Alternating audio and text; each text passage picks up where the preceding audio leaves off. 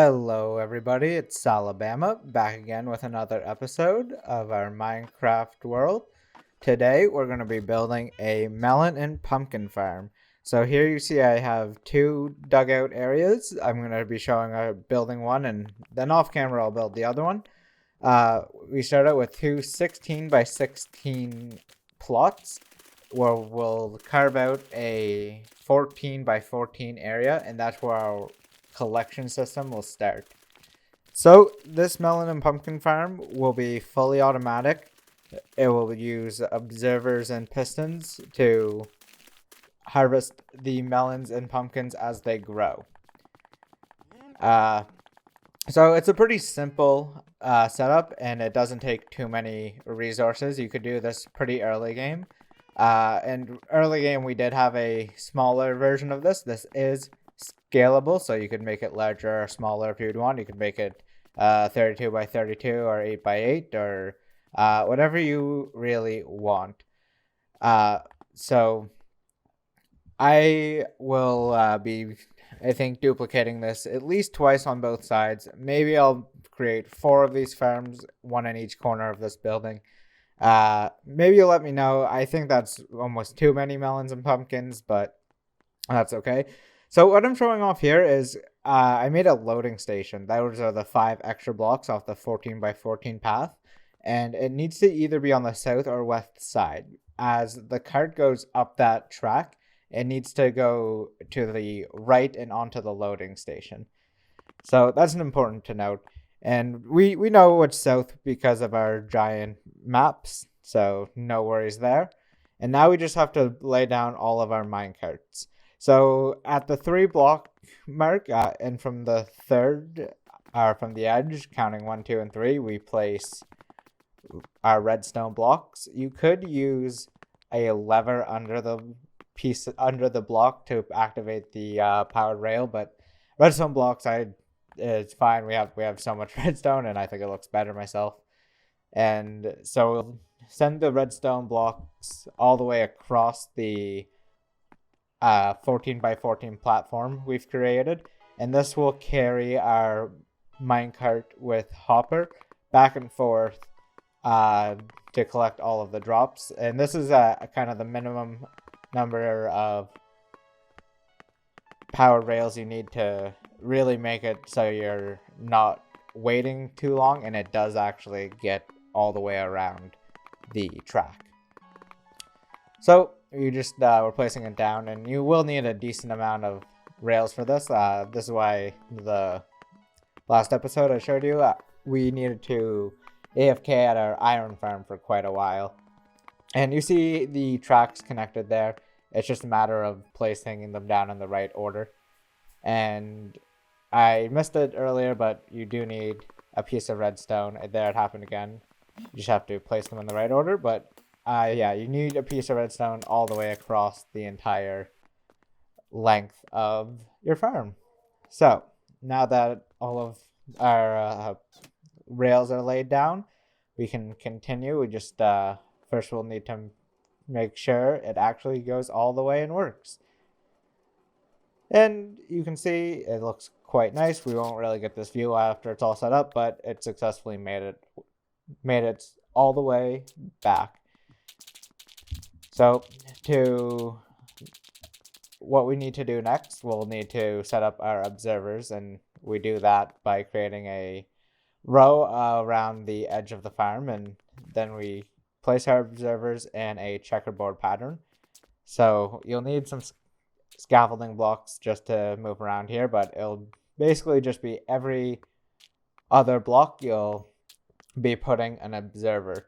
And this farm works a lot on checkerboard patterns because each melon and pumpkin needs a space to grow. And as of the 1.16 update in Bedrock, melons and pumpkins can grow on any side, any way that is open from their stem. So this way we can maximize the amount of options each melon and pumpkin seed has to grow. And because each one gets harvested immediately, it a piston will shoot off and the melon or pumpkin will break. It doesn't affect the the other seeds too negatively. I hope I explained that all well enough. So we just continue to place all of our observer blocks facing down, and these other areas, this is what I was talking about, where I'm placing the grass blocks, that's where our pistons will go. And so each observer will be observing a seed, and each piston will be on top of the dirt the dirt where the melon or pumpkin will spawn or grow, more specifically. And that way, we kind of maximize our space here. We maximize each use of the dirt, each use of the observer, and we get pretty good farm. You don't need that many melons and pumpkins. They're I guess let me be clear. Melons and pumpkins mostly are used for trading, and that's why we're setting this up in our world, is to trade those items. And for trading, pumpkins are much more useful than melons. You can get much better deals with villagers when you're trading pumpkins for emeralds compared to melons. And this is because you need 9 melons harvested to make a melon block, and you trade melon blocks with villagers, not the melons themselves. So we want both, obviously, and we want a bunch to get a bunch of emeralds, to get other good items like mending books and whatnot. So we will now may have a good setup here, and I recommend, if you have the resources, to make a similar setup in your world for pumpkin and melon farms. Oh, and I guess I should tell you why pumpkins are better than melons, besides the fact that they're just you get a pumpkin every time instead of melons. And that's because you can also do other things with pumpkins, and you'll see I actually use them for jack-o'-lanterns. You can make them into pumpkin pie.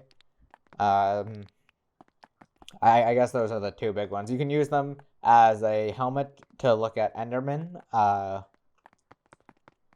And those are some more all niche uses. Like pumpkins are still like not that much better than melons, and they're like, compared to like an iron farm or something, it's not nearly as important in general, but it's definitely something I would recommend everyone to have in their world at least some scale. It doesn't have to be 2 to 4 16 by 16 melon and pumpkin farms, but at least having like 1 or 2 like crops that will harvest you some melon and pumpkin over time would be huge for every world. So now we're just almost done putting our pistons in. The pistons are a little bit easier to put in than the observers, because it's all set up from when you had to put the observers in. You just break the glass and put the pistons down. You see I have some pistons are facing the wrong way. I'll fix that along the way. Just make sure yourself that you guys are actually placing the pistons the right way as well. And like I mentioned earlier, you get this nice checkerboard pattern once you're all done placing all the pistons and observers. So next, you'll need your dirt, some half slabs, some water, and your seeds. That's right, we're going to be actually planting the crops. And I have a diamond hoe. If you don't have a diamond hoe, you better have a netherrack hoe. And I have so many buckets, I couldn't find buckets, so I made more buckets. And this is why we have so many buckets. And you just see everything is just a chest monster. I try to cut out me just searching through chests, because it's at least, I think, 5 or 10 minutes. Every time I try to go to a chest, I'm like, where's the items? Anyways, so I just double checked and make sure there's no more sideways pistons, and we can then break our little perimeter we made. That has been done. We're going to replace it shortly, but we need some room to walk around. So now we need to start out with our water, and you start out with a half slab, 5 blocks diagonally in from the corner, and then 6 blocks across. You place another one, and you just place 2 others on the other side. We can then knock out the pistons above the half slabs because they will not be in use. They will not be harvesting anything. I accidentally knocked out a observer, and that's no big deal. And we can just fill the tops of the farm. So now we can finally get to planting. You can just put the dirt right on top of the rails and they'll place accordingly. And now this is kind of a pain if you're in survival. You have to jump up and down to place all of your crops because you can't stand on the rails properly.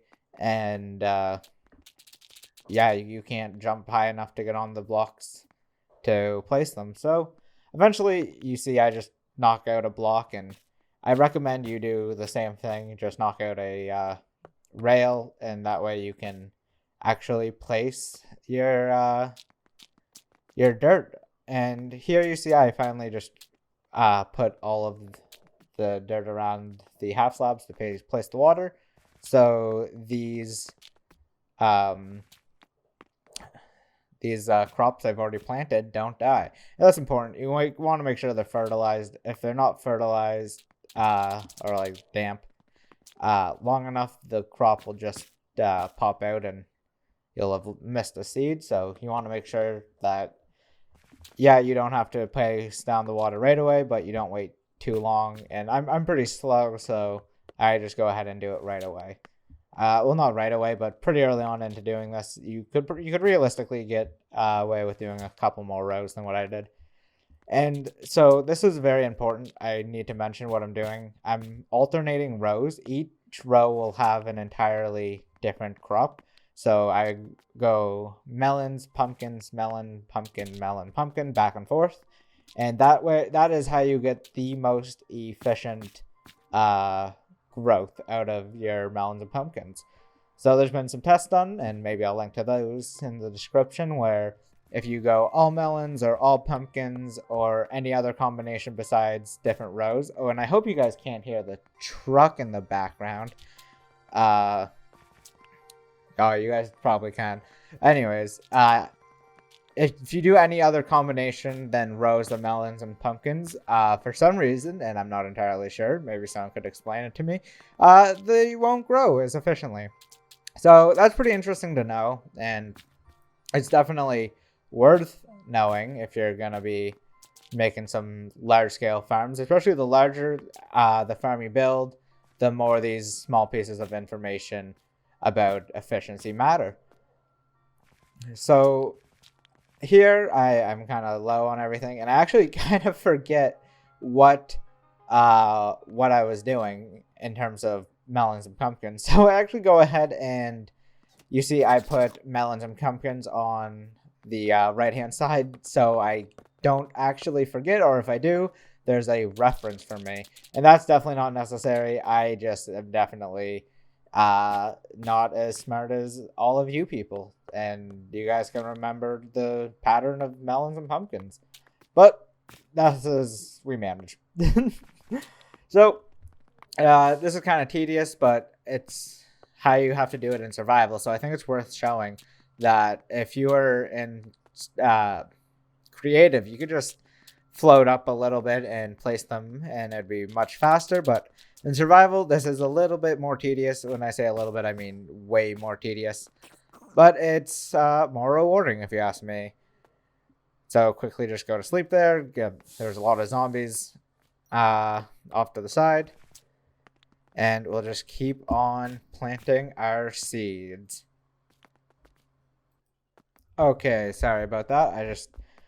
That truck was being really loud, and I don't know if you guys could hear it, but I'll figure it out later in editing if you could, and I definitely feel like you could. So, anyways, I was just saying that you need to plant all of these seeds, going back and forth, obviously, and you definitely want to make sure you do this right in such a way that all of your blocks are fertilized. That would definitely be the first check. So you place down your water.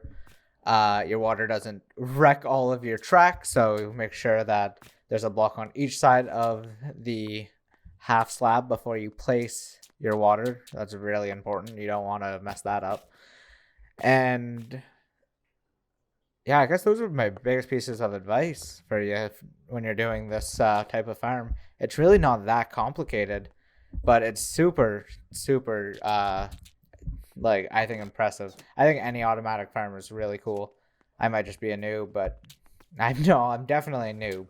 But that doesn't change that these farms are super cool, and I definitely like to build more of these farms in my world. That's what this whole project's about.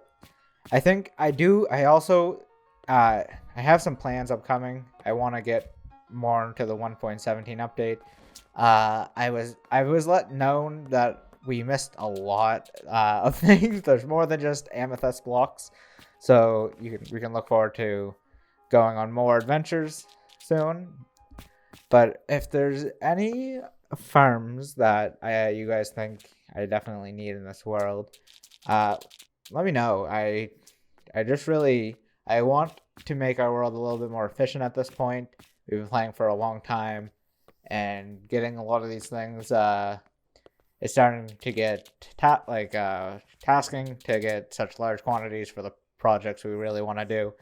So I think it's about time we automate our world at least a little bit to a point where we don't have to. We can just AFK mostly to get a lot of our resources. So at this point, our farm is basically done. We have the tracks in place. We have the observers and pistons. We just have to make them work with some redstone. And we have all the crops growing. So the redstone's pretty simple, honestly. And I'm not a redstone guy. So when I say that, you can bet that you guys can probably do it too. Where you just have to put a piece of redstone on each observer and going back and forth, just following the board.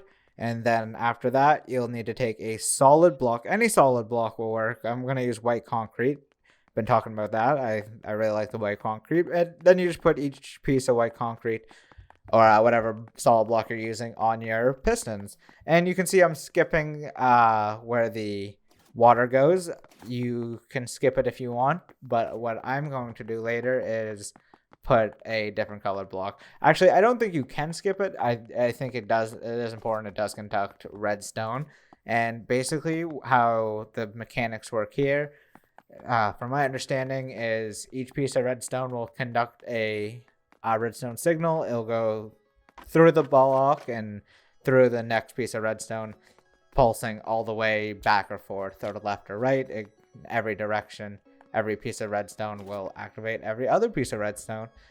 And that's exactly what we want. We want every time any block grows in our farm, every piece of redstone will launch and everything will be harvested. Now, it's super dark underneath all of in our farm there, so we'll need to add some lighting. And this is a little technical. You'll need to use a block that either that both lights and conducts redstone. And so in Bedrock, our only options are jack-o'-lanterns or sea lanterns. So I got some sort of lantern. And I don't have very many sea lanterns, and I'm trying to preserve the ones I have until we can make a guardian farm, which is something I think much further off in our world. But we might have to move it up. So it's important that it both conducts redstone and produces light. So, like I said, we'll be using jack-o'-lanterns due to our lack of sea lanterns. And just quick trip to the castle to get some coal, and you need to make torches, and now we have a stack of jack-o'-lanterns. And you can see we're already getting some growth in there. So we're almost to the end now. And to place our jack-o'-lanterns, we'll need to start on any corner that has a piston, and every other block going all the way up and down, left or to right, will have a jack-o'-lantern placed. So if you know this ahead of time, you could just skip placing some of the solid blocks I mentioned earlier. but it doesn't really matter. And now we can place all of our jack-o'-lanterns, and this will be more than enough to light all of our crops down below. And so this works because pistons are not solid blocks, and the light will actually bleed through our pistons and light the blocks below it. So now that our lights are in place, we can finally make our collection system. So we'll just dig out a few blocks here, and we'll start with a comparator. And this comparator will basically just read our minecart, and I'll let it sit there and empty its blocks, and then it'll push back off. We will then add a redstone torch with a few solid blocks on below, above, and to the side of it. Add a piece of redstone, and finally our minecart with hopper. And you can see now this technically our farm is perfectly operational now. The minecart will go back and forth indefinitely, collecting items. The items will harvest as they grow, but we're still going to make a few additions. We need to make a collection system as well as a on and off system for this entire farm. And I think it's important to have on and off systems for automatic farms like this, because as they will basically go forever indefinitely, it's important to have at least a little bit of control. And maybe one day this will be causing too much lag, or we'll just have so many pumpkins and melons that we really don't need anymore. And when that day comes, we'll turn it off. Either way, whatever comes first, if it's lagging or if we ever get so many that we never need more, which might happen. I don't know how many melons and pumpkins you realistically need, but I'm planning for a whole bunch. So pretty basic storage system. I'm going to make connected to the lower part of our other farm room, our crop farm to the right of us right now. But double chest with a hopper is fine, and the comparator will work great. And a lever right there to turn on the cart, off and on the cart, if you ever want to turn that off. It has to be on the lower one there. And so that will just turn off the activated rail. And so when the minecart comes back, at least that will stop. And that's one way to reduce lag. Now we just need to add glass around the edges. I think I'm going to switch this glass out for some sort of colorful glass, like, I don't know, maybe like teal or like yellow, or maybe a green for melons. Let me know if you have any ideas. But right now it's just plain glass, and you need glass around the edge because when some of the crops, melons or pumpkins on the edge grow and they get harvested by the pistons, they might fall off the edge and your minecart won't actually be able to harvest it. So now I would say we are complete. This is, I would say like the level 1 pumpkin and melon farm. And what we're going to do now actually is take it to like the level 2, adding the on and off switch for the whole farm. We'll start with a piece of redstone adjacent to our redstone torch, a lever there, and we can see that still works. That operates well. And now we just have to send the redstone signal up to all of our pistons. So we'll add a torch with a solid block that will power that block. Oh, zombie. Deal with him. Sleep, get rid of all those bad guys. So yeah, that one lever will turn off the entire farm. Right now it just turns off the minecart with hopper. But we'll set up the redstone up top by placing blocks around the entire edge. We're going to use a different color concrete, I guess just to make it look a little bit more colorful. I really do like these concrete blocks. And now we can do the redstone up above. And so kind of a derpy way to make stairs to the top. So we have that piece of redstone there, and you can already see we're getting some drops. That redstone torch brings the power up to all of our blocks here. And what we need to do first is cover all of our redstone pieces of redstone dust with blocks on top. And I'm actually going to switch out the color here, make it a little bit different. I'm going to use, I think it's white, yeah, just to continue the pattern I got going on. And so yeah, we'll need to cover each piece of redstone dust going along the way, and that will conduct the power to later push the pistons down. And so when I say turn off the farm, what will basically happen when we flip the lever later, all the pistons will come down and it will block the stems from growing. It won't destroy the stems. If we ever want the farm to turn back on, we can just hit the lever again. The pistons will come back up, and then the stems of the melons and pumpkins will have a place to grow again. So to do this, we just need a line of redstone all the way going left and right. And I actually mess up there. You'll see I'll break it eventually. You don't need the final piece of redstone at the very end there. And we go back and forth with repeater piece of redstone. Each repeater needs to be on 4 ticks. That is important. Or it's not too important. It doesn't have to be, but it will reduce lag heavily. And we can add a block at each end to conduct the redstone and save you a piece of redstone. And we also don't need those blocks. I'm going to put them back later just because I actually think they look good, but you don't actually need them if you want to save blocks. And I try to sleep, but I can't. So same idea, piece of redstone, repeater, 4 tick all the way through. And then you go over and you do it this opposite but same, if that makes sense, on the next line. Redstone, repeater, all the way down.